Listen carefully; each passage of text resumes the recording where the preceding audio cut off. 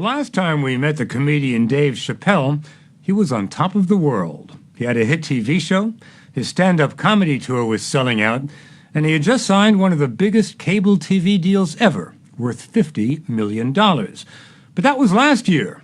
Last month, just before his new season was supposed to premiere on Comedy Central, Dave disappeared. For several days, no one here knew where he was.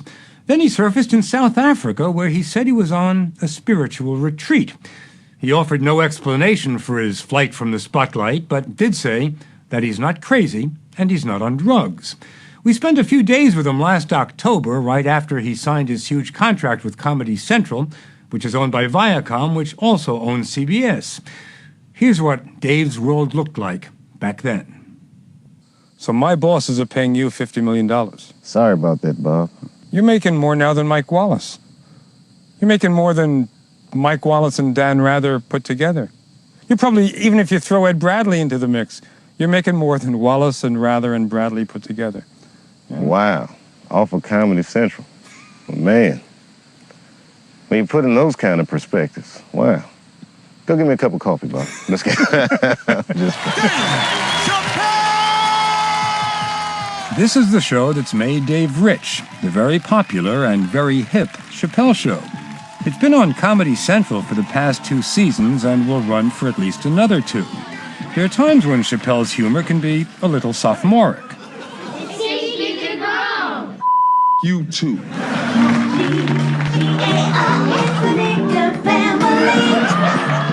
But often, Chappelle's work is deeply cutting, even subversive.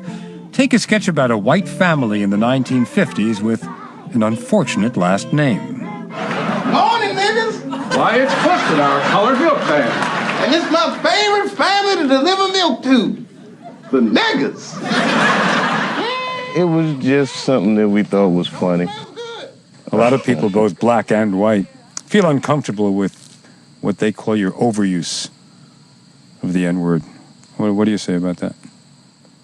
To each his own. You know, I look at it like that word nigger used to be a word of oppression.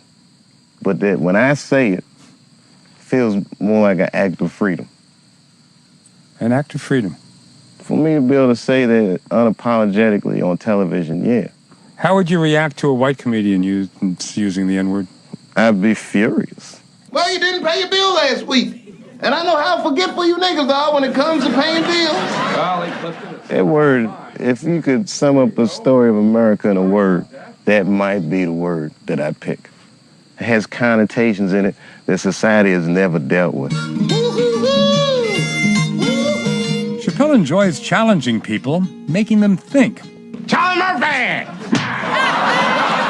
But lots of times he plays it just for laughs. His sketch about the late funk musician Rick James has become a classic. I'm Rick James. Enjoy yourself. We went to visit Chappelle on his 65-acre farm in the cornfields of Ohio. Yes, he really does live here with his wife and 2 children. He grew up in Ohio, moved to Washington, D.C. with his mom when his parents divorced, and was only 14 when he started doing stand-up. He was so good, so natural, that by the time he hit the comedy circuit in New York, the networks came calling, offering sitcoms. Do you remember how Dave first discovered comedy? Yes, I do. Yes, I do. Dr. Yvonne Sion is Dave Chappelle's mother. She's a minister and a college professor.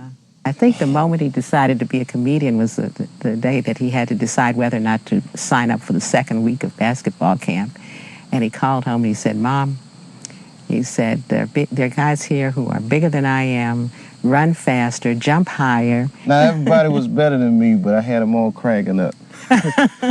So I figured, let me tweak my ambition.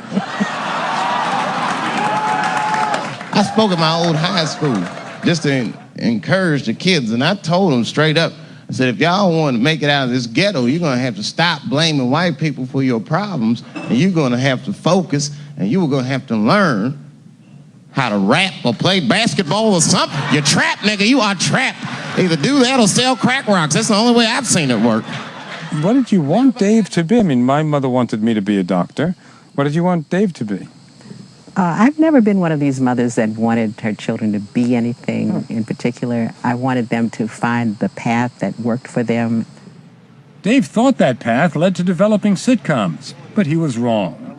At Dino's Cafe in the small Ohio town of Yellow Springs, we joined him for coffee and listened to his sad adventures in network television.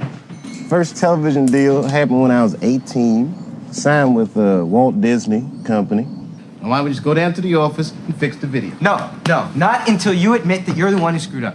Altogether, Dave developed 11 television pilots. Only this one made air, an ABC show called Buddies about two friends in New York, one black, one white. But it didn't turn out the way Dave envisioned it. It was just a bad show. It was bad. I mean, when we were doing it, I could tell this is not going to work. I'm sorry. I got you to say it first. And it didn't.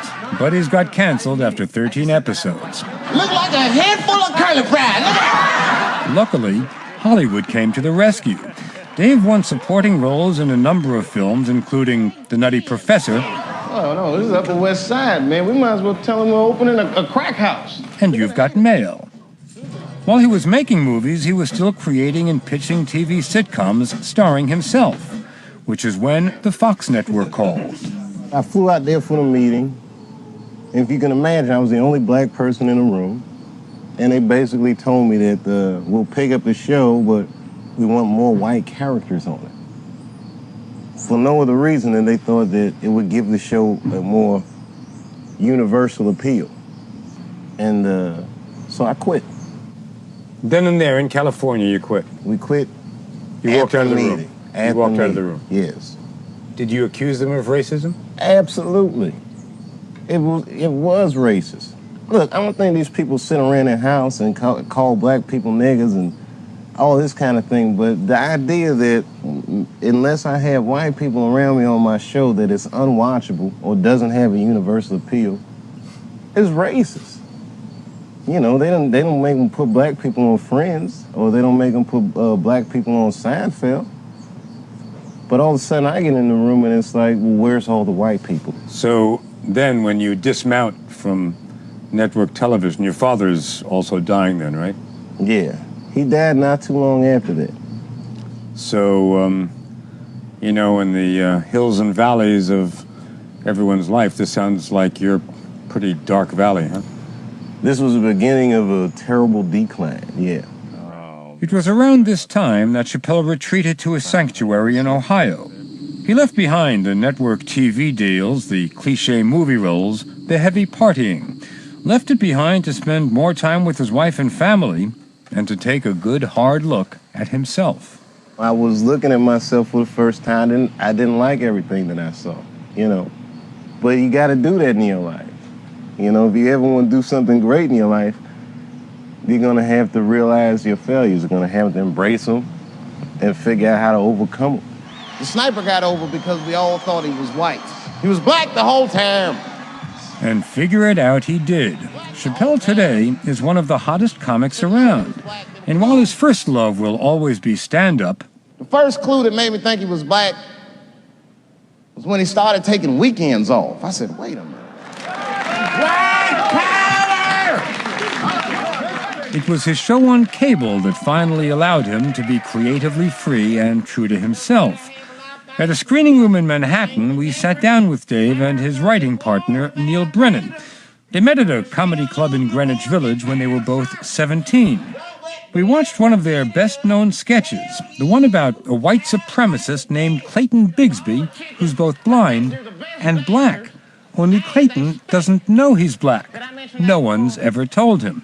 All he knows is that he hates blacks. First of all, they're lazy, good-for-nothing tricksters, crack-smoking swindlers, big butt-having, wide nose breathing all the white man's air. If you have hate in your heart, let it out. The climax comes when Clayton's followers, who've never seen his face, urge him to take off his hood and reveal himself.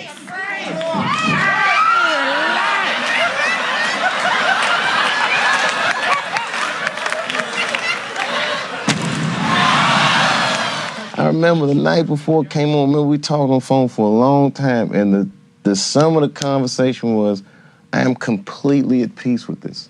It's edgy, it's scary, it's wild, but in no stretch of my imagination am I like embarrassed about this. And I can't say that for any of those sitcoms I tried. And I remember Comedy Central, when we showed it, they didn't want it on the first episode because they didn't think it was exemplary of what the show is. And to us, it's like and that was the most vicious fight we ever had with them, because we were like, this is exactly what the show is. White power! Black people have a fit at funerals. White people go to funerals and you're just dead. Yep, that's it. The comedian Chappelle most reminds us of is Richard Pryor, whose work in the 70s was trailblazing and incendiary. Pryor suffers from MS and is incapacitated. Pryor obviously couldn't talk to us on camera because he's too ill, but his wife spoke for him and told us that Richard feels that he has passed the torch on to you. Have you heard that before? All right, that's more pressure than $50 million.